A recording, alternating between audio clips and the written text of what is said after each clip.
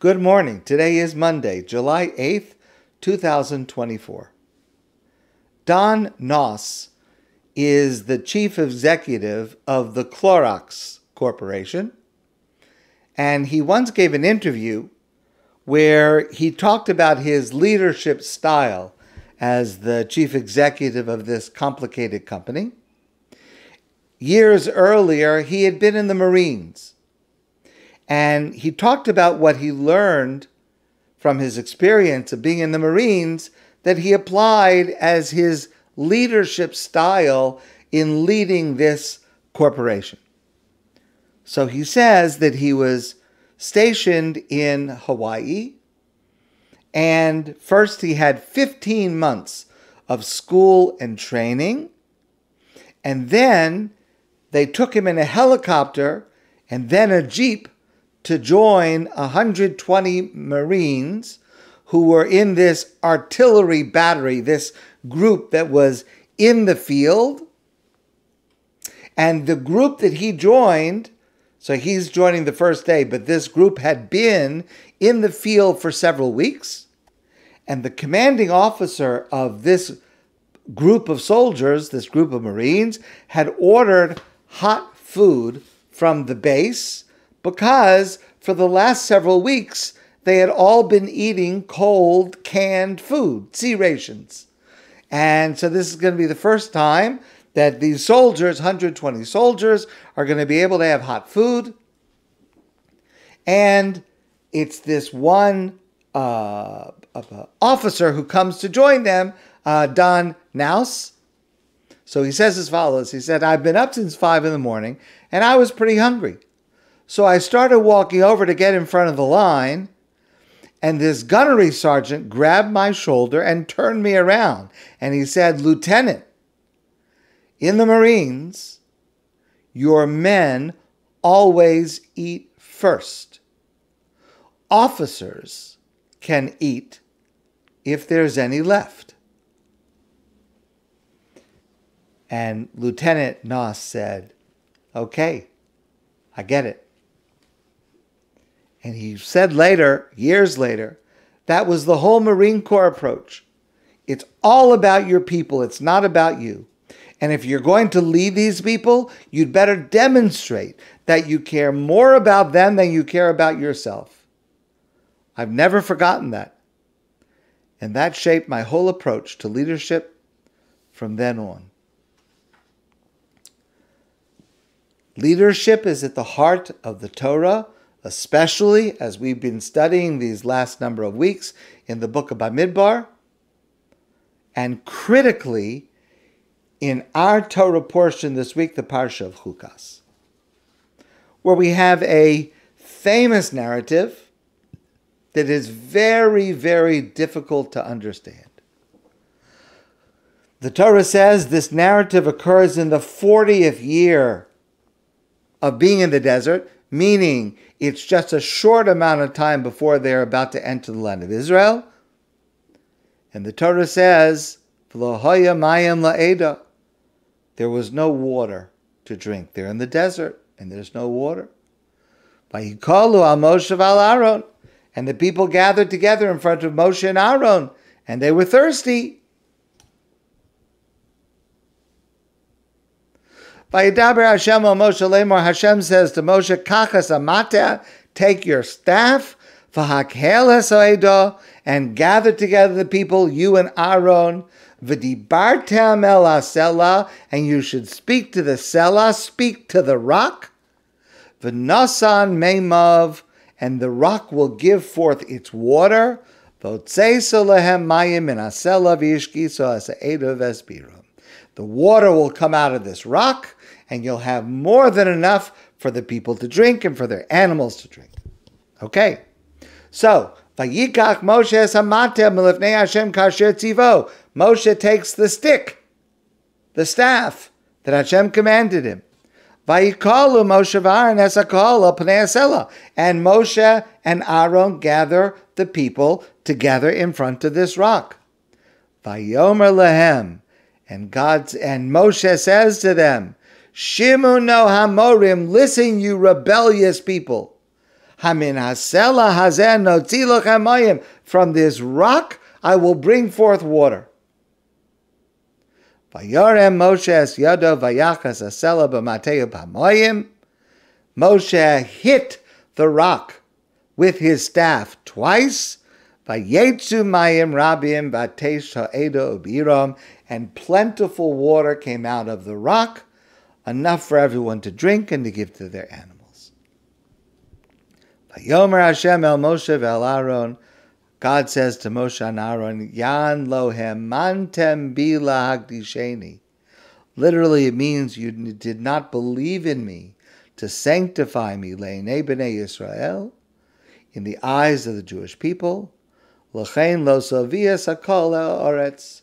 You will not have the merit to bring the Jewish people into the land of Israel. The Jewish people will go into the land of Israel, but you will not go with them. So let's start with two questions. Number one, what should Moshe have done differently than what he did?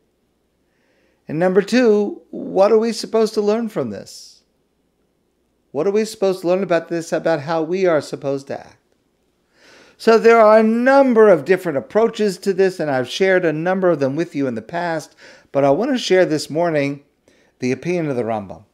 The Rambam says that the fault of Moshe, the mistake of Moshe, is in pasuk number Yud, in verse 10, where Moshe gathers the people. That's what God said. God said, take the staff and gather the people. So Moshe took the staff and he gathered the people. And then Moshe added these words, Vayomer lehem, Shimu no hamorim, listen you rebellious people. Hamin hasela hazen noti lechem mayim, because of course when they had no water they were complaining.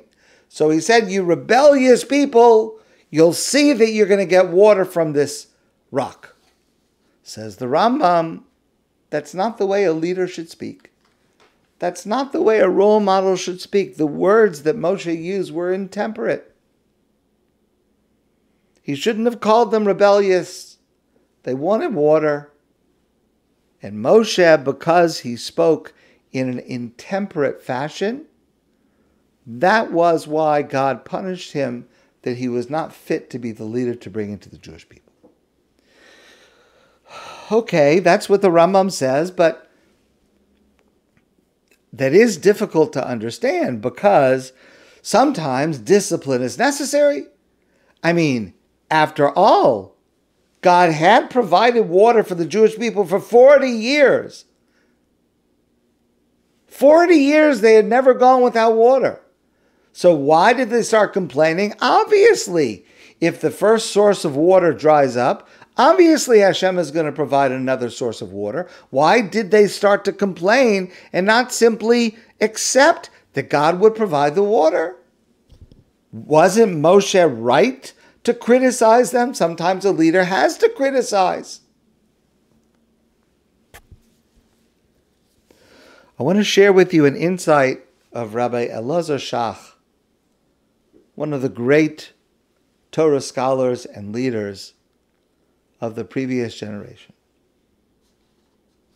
I want to read these two verses again. Vayikalu Moshe ve'Aaron es hakohol pnei hasela. Moshe and Aaron gathered the people in front of the rock. Vayomer lehem. Now listen to the order. This is pasuk number 10. Vayomer lehem. He says to them, Shimun amarim, listen, you rebellious people. I'm going to be able to bring forth water from the rock. Pasuk 11. Vayarem Moshe es yado. Moshe lifted his hand. Vayachas hasela b'mateu pamayim. He hits the rock twice. Vayetzu mayim rabim v'ateish ta'eda biram.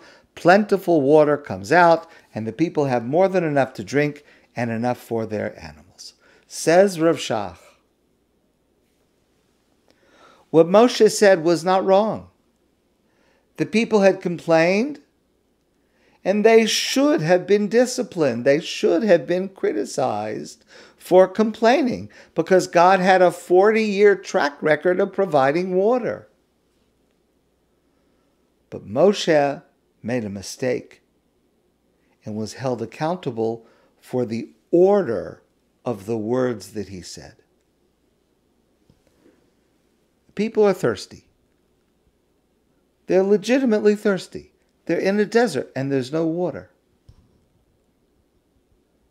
What Moshe should have done is Pasuk 11 first, get the water from the rock, let them drink, and then verse 10, once they've had water to drink, now you could say to them, you should not have complained because God has provided all these years. You should have assumed that God was going to provide. But while they were thirsty, while they did not know where the water would come from, that was not the right time to criticize them.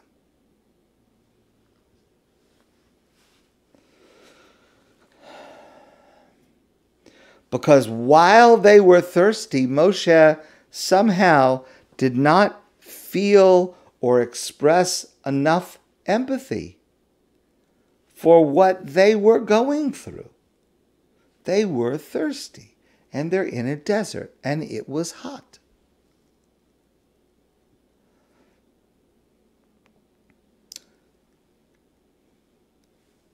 It's an incredible lesson that a leader must always be thinking about what those he leads are feeling. That's got to be the first thing. Are they thirsty? Give them water. Now, there's a problem in what they said? Okay. Give them water first. And then correct them in what they said. Years ago, there was a very, very famous anthropologist named Margaret Mead. And she was once asked by a student, she studied all kinds of civilizations all over the world. She was once asked by a student what she considered, Margaret Mead, the great expert, what she considered to be the first sign of civilization in a culture. What marked the beginning of civilization?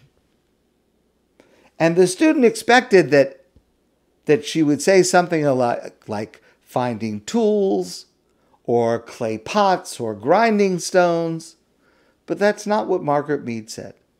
Margaret Mead said that the first sign of civilization in an ancient culture was a thigh bone, a human thigh bone, finding, of course, remember, you're looking for things thousands of years old, finding a human thigh bone that had been broken and then healed. Listen carefully. And she explained that, listen, in the animal kingdom, if you break a leg, you die because you can't run from danger. You can't get to the river to drink. You can't hunt for food. You are just waiting to be eaten by a larger animal. No animal in the wild survives a broken leg long enough for the bone to heal. It doesn't happen.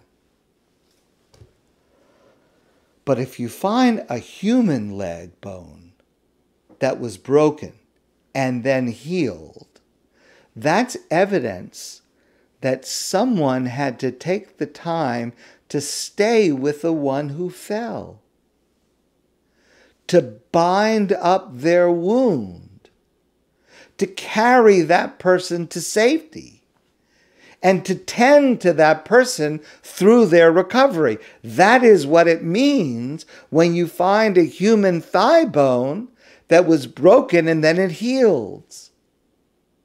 And Margaret Mead said, helping someone else through difficulty is where civilization starts. And that is precisely where leadership starts. Sometimes a leader must discipline, maybe even criticize. Of course, hopefully, constructively, hopefully in a way that can be heard and accepted.